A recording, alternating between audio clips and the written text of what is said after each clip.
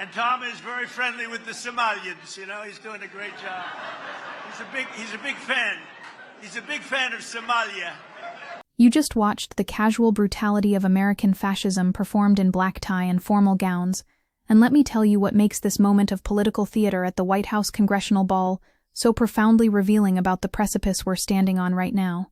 Trump used this festive occasion to involve Rep. Tom Emmer in another taunt at Somalis after the president's hate-filled rally earlier this week, saying sarcastically to laughter that Tom Emmer is very friendly with the Somalians and a big fan of Somalia, before someone yelled out, "Send them home." This wasn't some unscripted rally moment in the hinterlands where we could pretend the ugliness was an aberration. This was the President of the United States weaponizing xenophobia as entertainment for the powerful elite of the Republican Party, transforming an entire diaspora into a punchline, while Congress laughed along. And what you're witnessing here is the normalization of eliminationist rhetoric, dressed up in tuxedos and champagne flutes, which makes it all the more terrifying, because this is how democracies die, not with jackboots but with jokes about ethnic cleansing that draw chuckles from the ruling class. And here's where the story gets even more devastating, because same Tom Emmer stood up forcefully at a 2015 town hall when constituents asked him how to stop Somalis from moving into his district, responding that as long as they moved into the community legally, you don't get to slam the gate behind you and tell nobody else that they're welcome. Emmer and former Democratic Congressman Keith Ellison formed the Congressional Somalia Caucus in 2015, which sought to advocate for peace and stability in Somalia. But now in 2024 we see the complete moral collapse of this man who once defended his Somali constituents, because Emmer has embraced Trump and the MAGA movement since the president torpedoed his bid to become House Speaker, and Emmer has positioned himself as one of Trump administration's key advocates, regularly appearing on cable networks touting the president's agenda. This is the anatomy of authoritarian capture right before our eyes, watching a politician who once understood basic human decency systematically abandon every principle he claimed to hold because power demanded it, because Trump demanded it, because in the Republican Party of 2024, there is no room for conscience-only compliance, and what we're seeing is the transformation of cowardice into collaboration. Let me break down exactly what Trump has been doing to Minnesota's Somali community in just the past few weeks, because this escalation should alarm anyone who has ever opened a history book. Trump escalated his attack on Somali Minnesotans this week by calling them garbage, and stated, "I don't want Somalis in our country," while CBS News reports that ICE is now targeting Somali people with final deportation orders in Minneapolis and St. Paul. He doubled down, saying, "The Somalians should be out of here, they've destroyed our country," comments that are presented without evidence, but serve a far more sinister purpose than mere political posturing. Trump told his audience that billions of dollars are lost, and gangs of Somalians come from a country that doesn't even have a government, no laws, no water, no military, no nothing, as their representatives in our country preach to us about our Constitution, claiming we're not going to put up with these kind of assaults on law and order by people who shouldn't even be in our country, deploying the classic fascist technique of collective punishment, where the actions of individuals cannot define an entire community. But Trump doesn't care about that distinction, because the point isn't justice. The point is the systematic dehumanization of an entire population to justify their removal.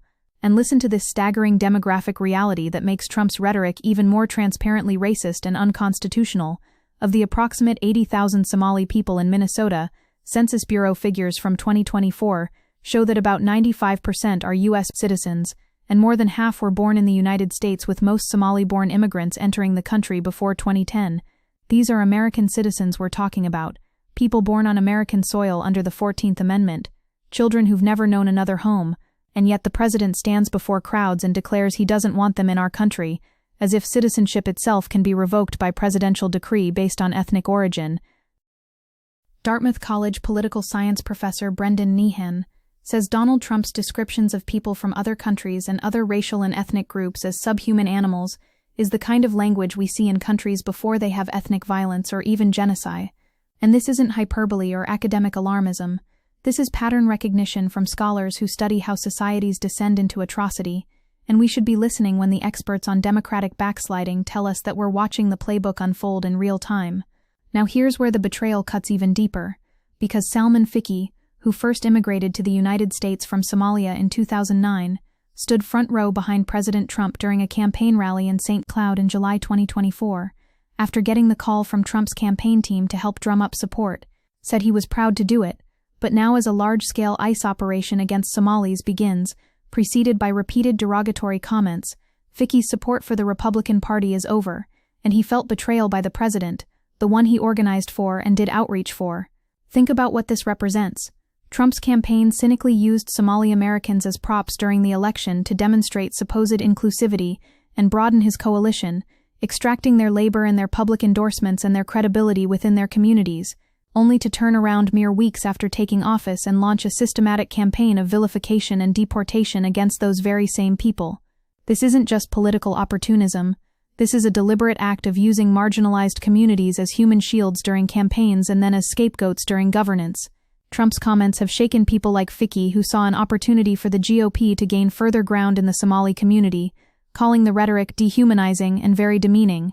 And you need to understand the fraudulent pretext Trump is using to justify this ethnic targeting, because Trump's focus on Somali Minnesotans seems to revolve around a series of multi-million-dollar fraud schemes in the state, including the Feeding Our Future fraud case described as the largest pandemic fraud in the United States with more than 75 defendants, and many of the people charged in the case are of Somali descent, though the group's founder and alleged mastermind Amy Bach is white. Let that sink in for a moment. The alleged ringleader of this fraud scheme is a white American woman, but Trump isn't calling for white Americans to be deported. He isn't saying white people have destroyed Minnesota. He's targeting Somalis specifically because this has never been about fraud prevention.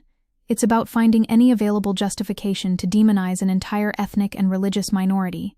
More than 90% of the people charged in 3 fraud cases are of Somali descent, for a total of 86 according to the U.S. Attorney's Office for Minnesota, including 72 of the 78 defendants in Feeding Our Future, though the alleged ringleader was a white American woman. And this selective enforcement, where you prosecute the individuals involved but rhetorically condemn an entire community, is textbook discriminatory prosecution, the kind of racialized law enforcement that the civil rights movement fought against.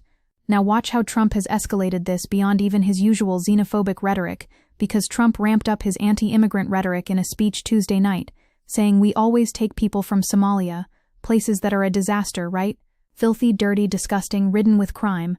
The only thing they're good at is going after ships," and he embraced calling countries hellholes like Afghanistan, Haiti, Somalia, and many other countries. He flatly denied using the expletive when it was reported in 2018, writing that he never said anything derogatory about Haitians other than Haiti is obviously a very poor, troubled country. But now, Trump didn't just confirm the shithole country's remark Tuesday night, but also unleashed a torrent of even uglier remarks, in the context of taking fewer immigrants from countries like Somalia and Haiti, and more from countries like Norway, Sweden, and Denmark, which happen to be among the whitest countries in the world.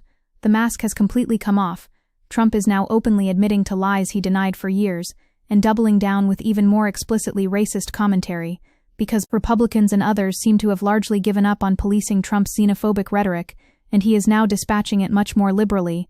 As with much of the president's agenda, things that were shocking in the first term are commonplace and seemingly unremarkable today.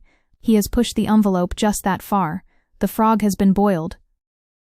This normalization of the previously unspeakable is how fascism establishes itself, not through sudden revolution, but through incremental desensitization, where each new outrage builds upon the last, until what was once unthinkable becomes routine policy.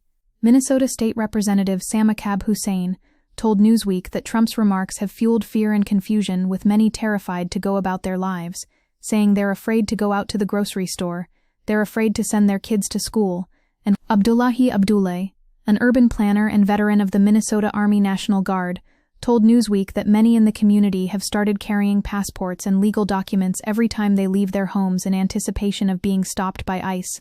These are American citizens living in fear in their own country, carrying papers to prove their right to exist, and if that doesn't evoke the darkest chapters of the 20th century, then you haven't been paying attention to history.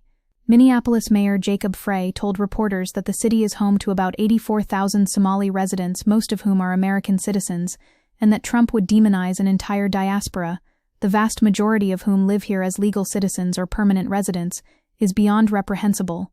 Let's talk about the broader pattern, because Trump's attacks on Somalis aren't happening in isolation, but as part of his central campaign promise to carry out the largest domestic deportation operation in American history.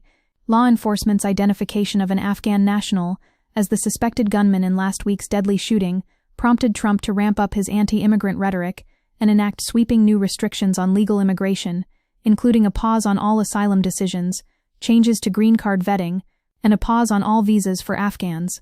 This is collective punishment, using the actions of one individual to justify restrictions on entire nationalities and ethnicities, and Sean Van Diver, president of nonprofit Afghan Evac, said the Trump administration is using collective punishment for the actions of one man and using a single violent individual as cover for a policy they have long planned, turning their own intelligence failures into an excuse to punish an entire community.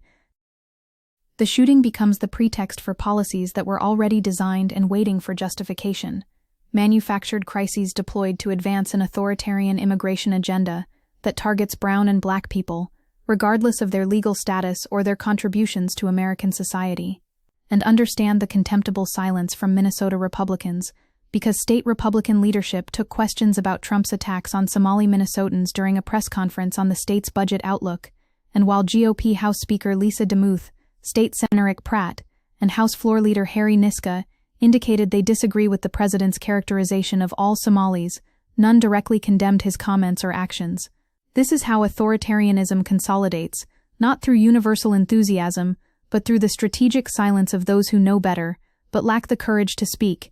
And former GOP Rep. Vin Weber said he doesn't think one of the leading Republicans in the country is going to disagree with the president, and doesn't fault Emmer for that, arguing that Emmer has focused his critique on fraud in the Walz administration rather than the Somali community, which is precisely the kind of mealy-mouthed equivocation that enables ethnic targeting by redirecting attention away from presidential bigotry toward supposedly legitimate policy concerns.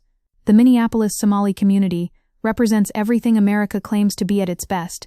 Minnesota is home to the nation's largest Somali community, and these residents are colleagues, friends, law enforcement officers, public servants, neighbors and taxpayers, and almost 58% of the Somalis in Minnesota were born in the U.S., while of the foreign-born Somalis in Minnesota, an overwhelming majority of 87% are naturalized U.S. citizens, almost half of whom entered the U.S. in 2010 or later, including many who fled the long civil war in their East African country, and were drawn to the state's welcoming social programs.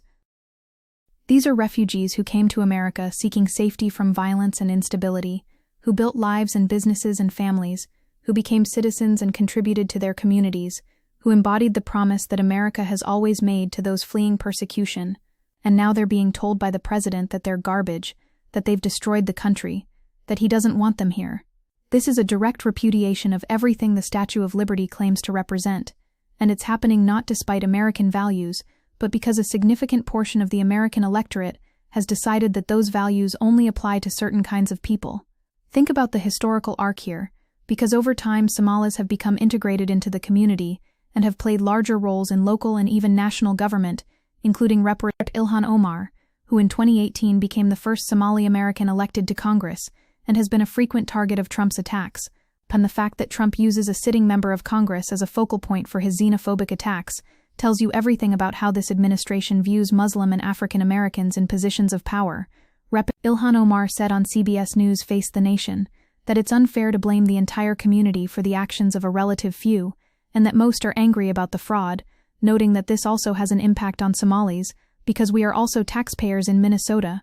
We also could have benefited from the program and the money that was stolen, accusing Trump of an unhealthy obsession, and saying it is also really important for us to remember that this kind of hateful rhetoric and this level of dehumanizing can lead to dangerous actions by people who listen to the president.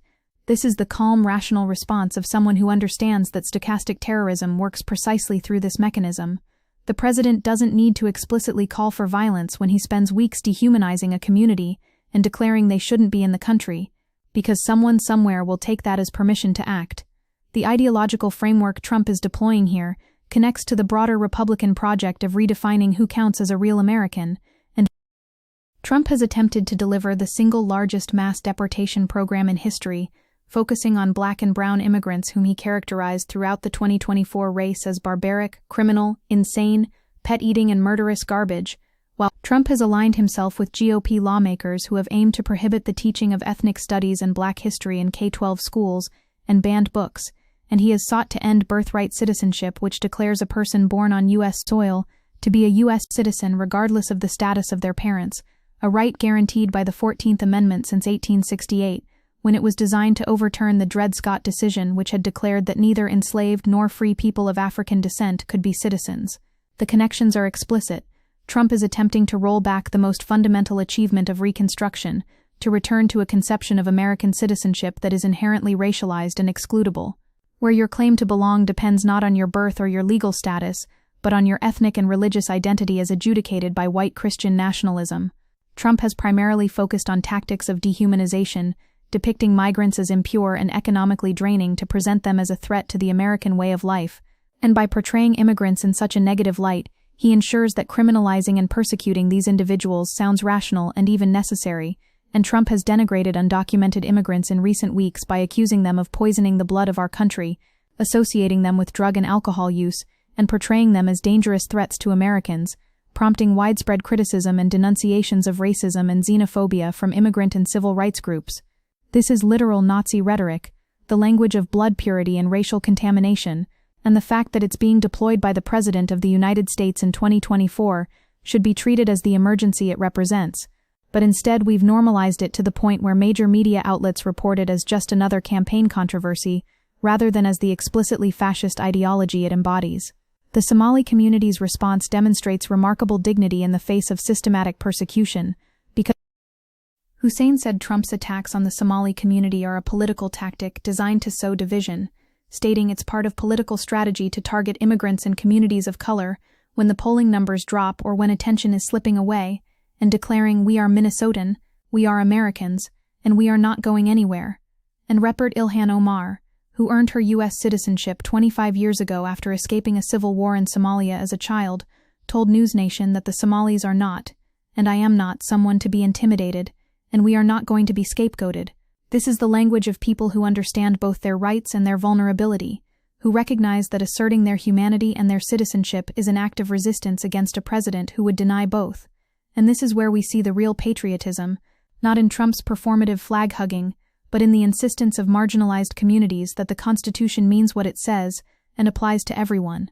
Let me connect this to the Islamophobia that undergirds these attacks, because numerous anti-Muslim entities that advocate for the denial of religious freedoms for Muslims have witnessed growing public and political influence, especially among the political right and conservative Christians, claiming that Islam is not a religion, but a dangerous political ideology, and contending that Islam does not qualify to be protected, and these arguments have been used to justify anti-Muslim rhetoric among politicians or commentators and efforts by local communities to block construction or expansion of Muslim religious spaces, with religious scholar Asma Uddin noting the mentality of disqualifying Islam as a religion can be used to justify anti-Muslim violence and prejudice. Trump's attacks on Somalis aren't separable from his broader pattern of anti-Muslim bigotry, including his egregious Muslim travel ban during his first term, and Trump has been clear that if he's elected again, he will enact an even more extreme Muslim ban in a second term, when this is about constructing an ideological framework where Muslim Americans are perpetually suspect, where their citizenship is always conditional, where their presence is treated as an infiltration rather than as participation.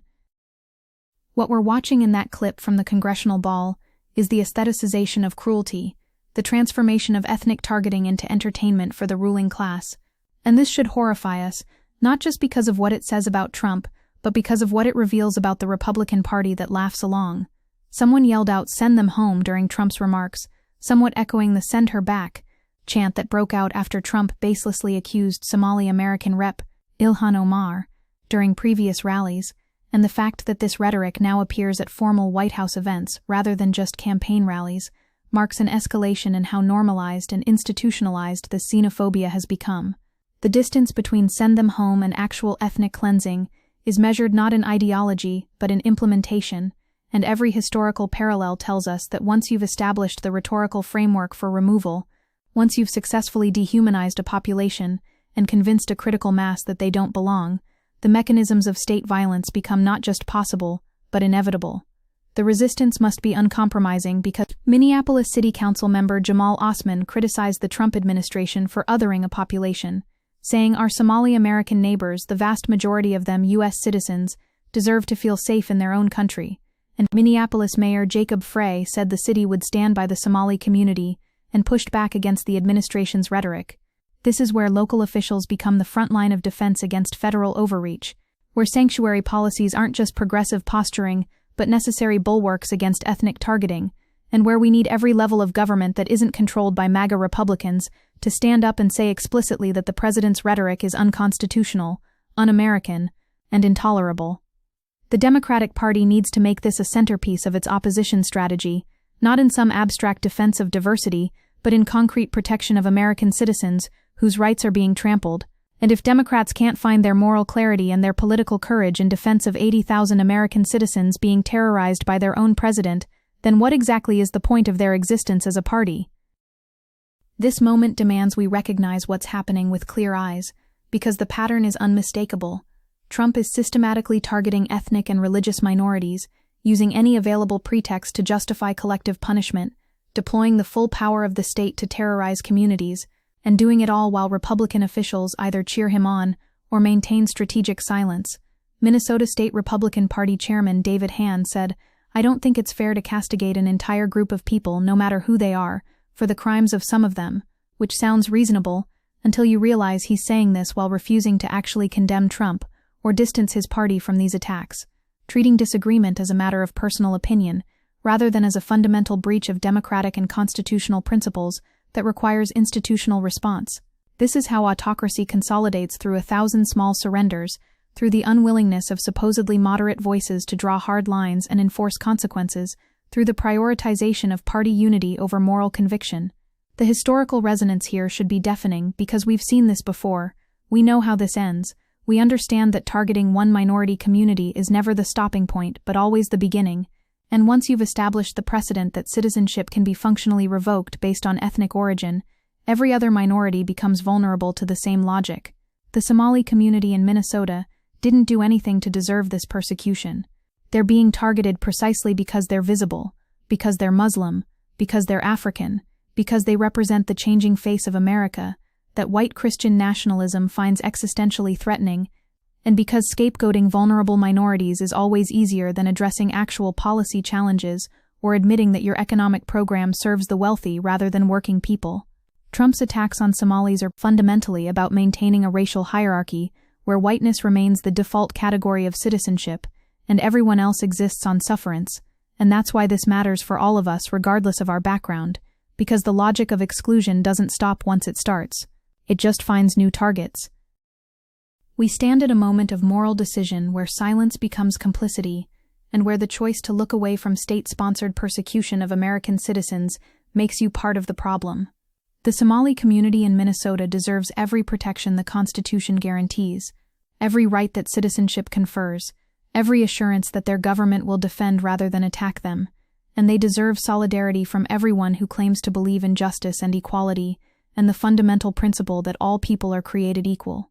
What Trump is doing isn't just politically wrong or strategically misguided, it's evil in the most precise sense of that word. It's the deliberate infliction of suffering on vulnerable people for political advantage. And if we can't call that what it is and organize mass resistance to stop it, then we've already surrendered the moral and political ground necessary to preserve democracy. This is the test. This is always the test. And history will judge us not by our intentions, but by whether we stood up when it mattered, or found excuses to stay silent while the President of the United States turned American citizens into enemies in their own country.